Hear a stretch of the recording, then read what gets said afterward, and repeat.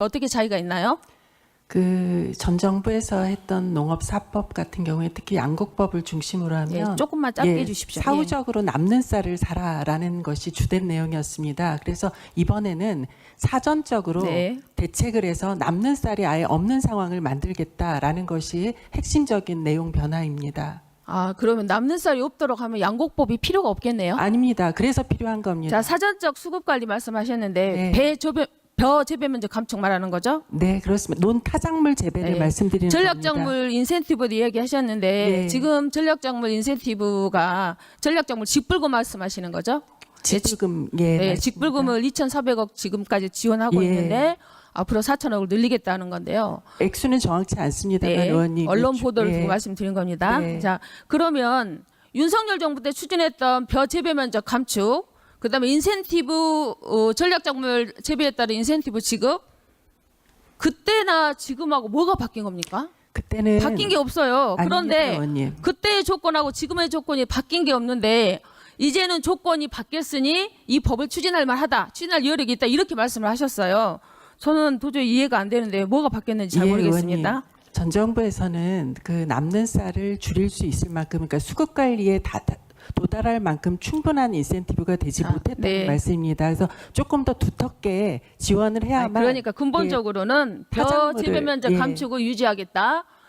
벼 재배 면적 감축에 따르는 전략 작물을 육성하는데 그에 따르는 직불금을 확대하겠다. 이것은 윤 정부 때 했던 정책이에요. 갑자기 바뀐 정책이 아니라는 겁니다.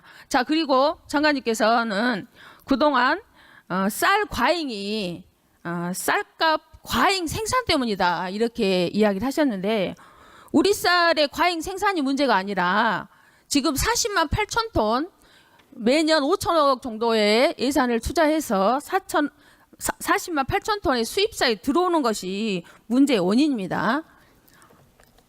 그런데 지금 윤 정부에서 8만 헥타를 감축하겠다고 했습니다. 그런데 그 8만 헥타 감축량은 41만 톤 정도 됩니다. 그러면 수입쌀 40만 8천 톤과 딱 맞아떨어지는 거예요. 결국은 수입쌀을 지키기 위해서 우리 쌀 생산을 줄이겠다, 이렇게 생각될 수밖에 없고 결국은 농민들에게는 경작권을 침해하고 식량 안보와 식량 위기를 저장하는, 그리고 쌀 감산 정책이라밖에 볼 수가 없습니다. 그래서 농민들이 그동안 이것이 윤석열 정부의 내란 농정이다, 이 대표 정책이다, 이렇게 이야기를 했습니다. 그런데 여전히 그 정책을 그대로 하겠다는 겁니다.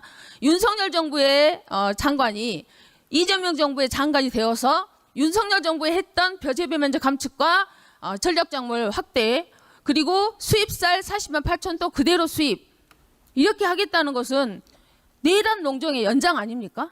의원님, 그것은 이렇게 생각해 주시면 될 것 같습니다. 이전 정부에서 그 전략작물 직급으로 할 수 있었던 그 규모와 작물의 한정성이 있었습니다. 그러니까 농가들 입장에서는 쌀을 재배하는 것보다 다른 작물로 넘어가는 게 쉽지 않은 여건이었거든요. 장관님, 지금 문재인 정부나 윤석열 정부 때 식량 자급률을 정부에서 목표로 똑같습니다. 식량 자급률 목표를 98%로 하겠다 했습니다. 그러나 지금 최근 5년 평균은 94%에 불과합니다. 벼 재배 면적도 그동안 해마다 줄여와가지고 지금 69만 헥타 정도 됩니다. 감사원에서도 69만 헥타는 유지해야 된다고 그렇게 말했습니다. 그런데 지금 8만 헥타를 줄이겠다는 것은 전체 면적이 11%를 줄이는 거죠.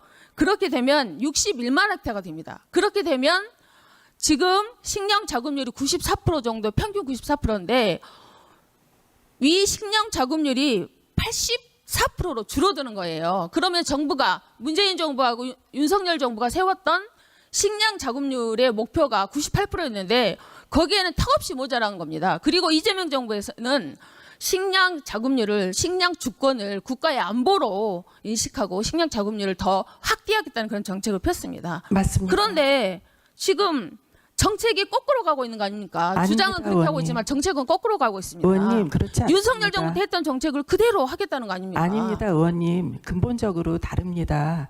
그러니까 다르다는 것에 도저히 납득이 안 간다는 아니요, 거예요. 의원님. 어떤 것이 다르죠? 그러니까 의원님. 지금 추진하고 있는 정책하고 지금 앞으로 하겠다는 정책이 무슨 차이가 있냐는 말이에요. 그러니까 우리 식량이 쌀만 있는 게 아니잖아요, 의원님. 그러니까 지금 우리가 식량 자급률을 높이기 위해서는 다른 수입하는 다른 식량 작물을 우리가 재배하고 제가 시간이 쌀은 없습니다. 남는 시간이 쌀을 없기 드리는 게 맞지 때문에 않겠습니까? 자, 지금 추진하고 있는 것은 결국은 벼감산 정책을 통해서 식량 자급률을 위협하고 식량 위기 시기에 식량을 오히려 더 축소하는 방향으로 되어 있습니다. 윤석열 정부의 정책과 이재명 정부의 정책이 다를 수밖에 없는데 저는 그대로 송미령 장관을 위임했다는 것은 이 윤석열 정부의 내란 농정을 그대로 위임하겠다는 것밖에 해석이 되지 않습니다. 확연하게 다릅니다, 의원님. 예, 1분. 예, 그리고 지금 이재명 대통령께서도 후보 시절에 쌀 의무 수입 물량을 감축하겠다고 얘기했습니다. 그러면 지금 쌀 의무 수입은 30년 전에 당시에 물량 기준이었던 소비량을 기준으로 한 것입니다. 지금 최근 3년 소비량을 기준으로 계산해 보면 약 47% 정도가 줄었습니다. 그래서 이 기준으로 계산해 보면 약 19만 톤 정도를 줄일 수가 있습니다. 이렇게 줄이려면 대통령이 약속했고 정부에서 이것을 줄이려면 쌀 재협상을 해야 되고 그렇게 하려면 시급하게 이것을 대응하기 위한 TF를 구성해야 된다 봅니다. 이 관련해서 혹시 대응 관련한 TF 등을 포함해서 준비를 하고 있습니까? 공약 사항에도 있는 사항이기 때문에 저희가 신중하게 검토하고 있습니다, 의원님. 네, 제가 계속 말씀드렸는데 결국은 지금 민주정부의